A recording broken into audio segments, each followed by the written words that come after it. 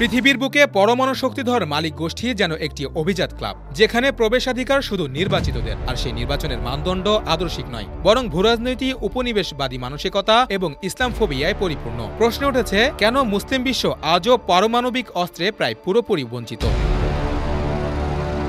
বিশ্বে আজ পর্যন্ত পরমাণু অস্ত্র অর্জন করতে পেরেছে মাত্র একটি মুসলিম দেশ, পাকিস্তান। ১৯৯৮ সালে ভারত পরমাণু পরীক্ষা চালানোর পর জাতীয় অস্তিত্ব রক্ষায় জবাবে পরমাণু পরীক্ষা চালায় পাকিস্তান। চগাই দিবস নামে পরিচিত সেই ঘটনার মাধ্যমে মুসলিম বিশ্বের প্রথম এবং একমাত্র পরমাণু শক্তিধর রাষ্ট্র হিসেবে আত্মপ্রকাশ করে পাকিস্তান। ডক্টর আব্দুল কাদের খানের নেতৃত্বে গড়ে ওঠা এই কর্মসূচি ছিল দেশের প্রতিরক্ষা নীতির অংশ।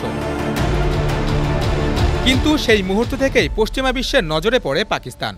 শুরু হয় একের পর এক নিষেধাজ্ঞা, চাপ এবং নিরাপত্তার অজুহাতে অভ্যন্তরীণ হস্তক্ষেপ। একইভাবে ইরান শান্তিপূর্ণ পারমাণবিক শক্তির কথা বললেও পশ্চিমা বিশ্ব তার উদ্দেশ্যকে বারবারই সন্দেহের চোখে দেখেছে। ইরাকের কথাও উল্লেখযোগ্য। সাবেক প্রেসিডেন্ট সাদ্দাম হোসেন পরমাণু কর্মসূচি শুরু করেছিলেন। পশ্চিমা গোয়েন্দাদের দাবি ছিল ইরাক নাকি ম্যাস ডিস্ট্রাকশন অস্ত্র বানাচ্ছে। এই অজুহাতে ২০০৩ সালে যুক্তরাষ্ট্র ও যুক্তরাজ্য ইরানে আক্রমণ করে সাদ্দাম হোসেনকে হত্যা করে। পরে প্রমাণ হয় ইরাকের কাছে তেমন কোনো অস্ত্রই ছিল না।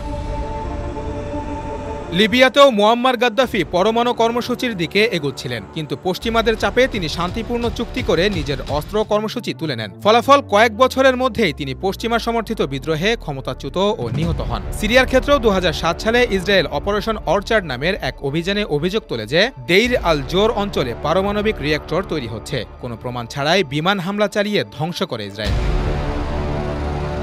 আফগানিস্তানের তালেবান সরকারকে নিয়েও পশ্চিমা মিডিয়ায় মাঝে মাঝেই ভবিষ্যতের পরমাণু হুমকি হিসেবে উপস্থাপন করা হয়, যদিও তালেবানের এমন কোনো কর্মসূচি নেই। এসব ঘটনা চোখে আঙুল দিয়ে দেখিয়ে দেয় মুসলিম দেশগুলোর শান্তিপূর্ণ বা প্রতিরক্ষা ভিত্তিক পরমাণু চেষ্টাকেও আক্রমণের কারণ বানিয়ে ফেলা হয়। অন্যদিকে পশ্চিমা মিত্র, বিশেষত ইসরায়েল ভারতের মতো রাষ্ট্রের পরমাণু কর্মসূচিকে বরং নিরাপত্তার প্রয়োজন বলে বৈধতা দেওয়া হয়।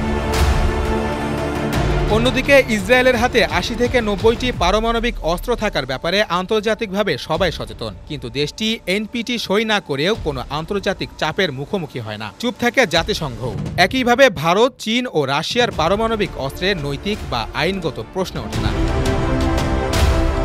এমন বৈষম্যের ভিত্তিতে প্রশ্ন ওঠে, মুসলিম দেশগুলোর পারমাণবিক শক্তি অর্জন করলেই কেন সেটি বিশ্ব শান্তির জন্য হুমকি হয়ে দাঁড়ায়? কেন শান্তির পক্ষে মুসলিম শক্তি বারবারই শক্তিহীন করে রাখতে চায় বিশ্ব ব্যবস্থাপনা? বিশ্লেষকরা বলেন, পারমাণবিক অস্ত্র শুধু প্রতিরক্ষা নয়, বরং বিশ্ব ক্ষমতার প্রতীক। মুসলিম দেশগুলো যদি পারমাণবিক শক্তিতে সজ্জিত হয়, তবে তাদের ওপর নিয়ন্ত্রণ হারানোর ভয় থেকেই এমন বৈষম্যমূলক দৃষ্টিভঙ্গি তৈরি হয়েছে। আজ মুসলিম বিশ্বকে প্রশ্ন তুলতেই হবে, আমরা কি কেবল ভুক্তভোগী হিসেবে থাকব, নাকি বৈশ্বিক সমতার দাবিতে নিজেদের শক্তি গড়ে তুলব? কারণ শান্তির জন্য শক্তিও অপরিহার্য।